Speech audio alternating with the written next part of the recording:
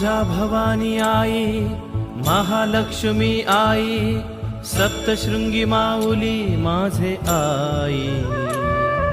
स्वामी समर्थ आई स्वामी सद्गुरु आई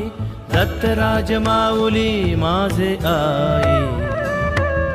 स्वामी राज माऊली अंबा तुझ्या रूपे भेटली आई ओढ तुझी लागली गुरु माऊली हे अंबे जगदंबे पाहून रूप मन भरले भक्तांच्या हृदयाचे हे दुःख आज ओसरले हे अंबे